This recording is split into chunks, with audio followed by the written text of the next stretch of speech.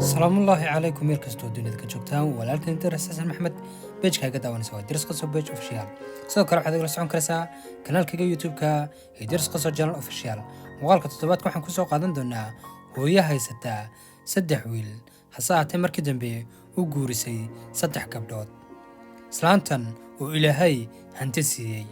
muuqaaladan oo kale si aan u soo badiyo fadlan igu dhiirigeli oo page-kayga like saar sidoo kalena qaybta YouTube-ka subscribe saaro kambalaalkana furo way waxa ka caawin kartaa si aad ula socotid muuqaaladan soo dhigo mahadsanid qisadani waxa ku bilaamaysaa sidatan hooyadani waxa Ilaahay ku manaystay 3 awlaad ama 3 wiil saddexdaada wiil oo hadda noqday qaangaadh maadaama ay qaangaadh noqdeen waxay u guurisay 3 habl isla mar kaliya ayay inamadeedii wada guurisay maalmaha ka mid ah ayay wiilka weyn gurigiisa ayay tagtay iyada oo booqasho ugu tagtay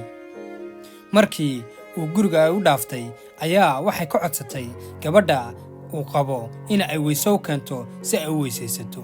markii ay weysaysatay biyihii intii ka soo haray ayay sariirta ku shubtay gabadhii oo soo socota ayaa arkaysa sariirtan ay biyuhu ku daateen islaantii ayayna ku qaylaysaa oo waxay leedahay maxaad samaysay waxani miciyaal baa tahay maxaanad sidaa ugu gashay sariirta islaantii waxay ku kalifaysaa in ay dhaqdo ama ay qaljiso meeshii ay ku daadisay biyaha islaanta oo yaaban oo leh waa maxay waxaanad soo doonatay ayaa hagaajinaysaa gurigii mar labaadkii waxay tegaysaa inankeyga dhexe ama inanka weyn inanka ku xiga gurigiisa taasoo ay doonayso inay haddana bal ay samayso qisadii ay ku samaysay wiilka weyn ee curadka ah waxayna rabtaa inay ogaato wiilasha ay dhashay in ay qabaan gabdho saalixiina ama gabdho wanaagsan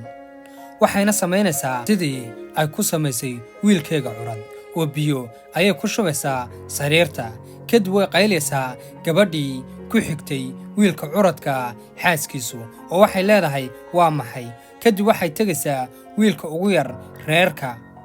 kaasoo ay doonayso in ay ogaato gabadha uu qabaa in ay tahay gabadh wanaagsan iyo inay la mid tahay labadii gabdhood ee wiilashoodu ay qabeen ka yar ayay u timid gurigiisa waxayna u soo booqatay si caadi ah si ay u eegto bal nolosha ay ku nooshahay gabadhan uu hadda qabo iyo dabeecadaheega kadib waxay samaynaysaa sidii oo kale oo furaashkii ayay biyo ku shubaysaa oo waxay tijaabinaysaa gabadhi waxay dhahday hooyo waxaad tahay qof weyn qofkuna markuu heer ka gaadho waxa uu ku noqdaa qaybkii ciyaalnimada wax dhibaato ah ma laha haddaad ku daadisay gabadhii ayaa noqonaysaa gabadh wanaagsan waxayna bilaabaysaa inay gogashii islaanta ka hagaajiso xaggay kuwii kale ku qayliyeen tan kuma qaylin ee waxay dhahday hooyo dhib ma laha ee waxaad tahay qof weyn ee aniga ayaa hagaajinaya wayna nadiifisay islaantiina waxay ogaatay inay gabadhani tahay gabadhii ay hooyadu u noqon lahayd kadib waxa ay tagtay meel dahablaha maadaama Ilaahay dhaqaale siiyey hooyada waxayna soo qaaday wixii dahablaha yaalay intii ugu fiicnayd taasoo ay ugu tala gashay inay hadiyad uga dhigto gabadha saalixadda ee wiilkeega yari uu qabo waxayna tagtay gurigii waxayna iskugu yeedhay dhammaan 3 wiil iyo xaasaska ay qabeen kuwaas oona waxba dareensanayn waxayna yaabayaan dahabka meesha yaala inta tiradiisu ay leeg tahay taasoo ay markii dambe ay u xidhayso gabadhii wiilkeega yari qabay taasoo ay leedahay aniga waxa aan dhalay hal gabadhayduna waa tan waxaana yaabay labadii hablood ay qabeen labada wiil ee waaweyn wayna yaabeen oo waxay yidhaaheen maxay sidaasi ku dhacday waxay dhahday aniga hadda ayaan haystaa gabadhaydii waana tan gabadhaydii qisadan waxaan ka baran karnaa gabadha saalixadda ee jecel sodohdeed ama wiilka qaba hooyadii waxaa jira dumar badan oona jeclayn sodohda ama wiilka